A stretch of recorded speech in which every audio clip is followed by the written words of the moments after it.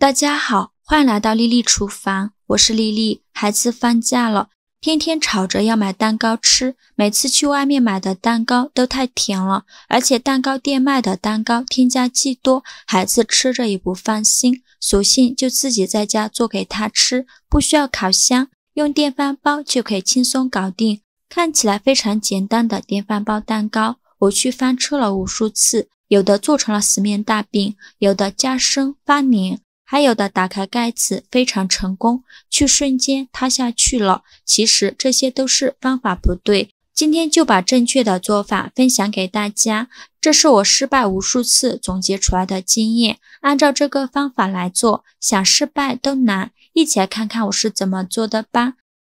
首先准备6个鸡蛋，鸡蛋我们最好选用新鲜的鸡蛋，拿起鸡蛋摇一摇，内部不会晃动，这样的鸡蛋就是新鲜的鸡蛋。内部晃动的鸡蛋非常容易散花，蛋黄掉到蛋白里就不容易打发了。接着把鸡蛋放入一个大碗中，加勺食盐，加适量的清水没过鸡蛋，用手搅拌均匀，搅匀后浸泡10分钟。10分钟后我们再来清洗鸡蛋，用纸巾把鸡蛋表面擦洗干净，因为鸡蛋表面含有大量的沙门氏菌，这个沙门氏菌对身体伤害很大，所以我们在吃鸡蛋之前一定要好好的清洗一下，洗净后控水捞出。接着准备一个无水无油的大碗，把鸡蛋倒入大碗中，也可以用自己喜欢的方式，把蛋黄蛋清分离后再放入碗中。鸡蛋打好后，准备一把勺子把蛋黄舀出来，舀的时候动作一定要温柔一些，不要把蛋黄弄破了掉到蛋清里，这样蛋清就不容易打发了。做无数次蛋糕，这个蛋黄蛋清分离的方法才是最简单的。把分离好的蛋黄放入大碗中，分离好后蛋白可以放冰箱冷藏着备用。现在我们再来做蛋黄糊，准备一个大碗，往里边加入50克玉米油，再加入80克纯牛奶，用蛋抽搅拌均匀，需要多搅拌一会儿，让牛奶和玉米油充分乳化。搅匀后放一旁备用。接着再准备一个细一点的筛网，倒入100克低筋面粉或者是蛋糕粉，把它筛入牛奶的碗中。如果没有低筋面粉，我们可以把普通面粉和玉米淀粉按照3:1的比例进行充分混合。现在开始搅拌，一定要不要画圈搅拌，防止起筋，可以像视频中这样画 Z 字形搅拌，用这个方法搅拌，搅拌得非常细腻。先给它搅拌成这种粘稠状，然后把蛋黄加进来，继续用蛋抽画热字形搅拌，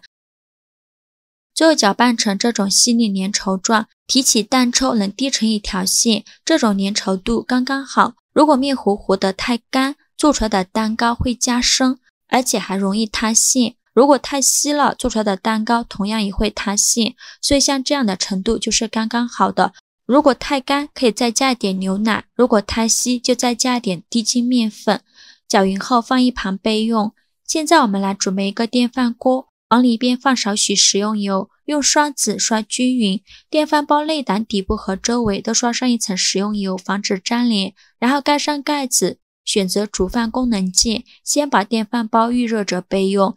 现在来打发蛋白，准备一个柠檬，给它对半切开，把柠檬籽取出来，然后把柠檬挤入蛋清中，随便挤入几滴柠檬，这样可以去除蛋腥味。用打蛋器中速打发，打发至蛋白明显出现大泡泡时，加入第1次糖，每次加入20克，继续用打蛋器中速打发，打发至泡泡变细腻时，加入第2次白糖，同样也是20克，继续用打蛋器中速打发，打发至出现明显纹路时，在第3次加入20克白糖，继续用打蛋器中速打发。很多朋友都觉得蛋糕太甜了，吃了容易发腻，可不可以不用加那么多糖？其实糖的用量不仅仅是增加甜度，而且还对蛋白起到了支撑和保护作用，直接影响了蛋白的稳定性，所以一定不要随意加减糖哦。最后提起打蛋器有这样的一个倒钩就可以了，而且蛋白霜堆积起来不容易消失，这样的状态就是蛋白霜打的最好的状态。接着用刮刀舀出1/3的蛋白霜到蛋黄糊的碗中，用刮刀翻拌均匀，用翻拌或者是切拌的方式给它拌匀，动作一定要温柔一些，动作太大容易消泡，那样做出来的蛋糕是会塌陷的。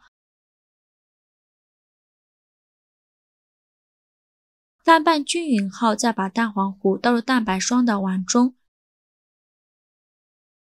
继续用刮刀翻拌均匀，用刮刀抄底翻拌，刮刀垂直插入抄底，再向上轻轻地翻动面糊，盆壁边缘也要注意搅拌到，重复这个动作，迅速而轻柔。过度翻拌容易导致消泡。制作视频不易，您的每一个留言和每一个点赞都是我前进的动力。如果您觉得我分享的视频对你有帮助的话，请您给我点个赞吧，非常感谢您的支持。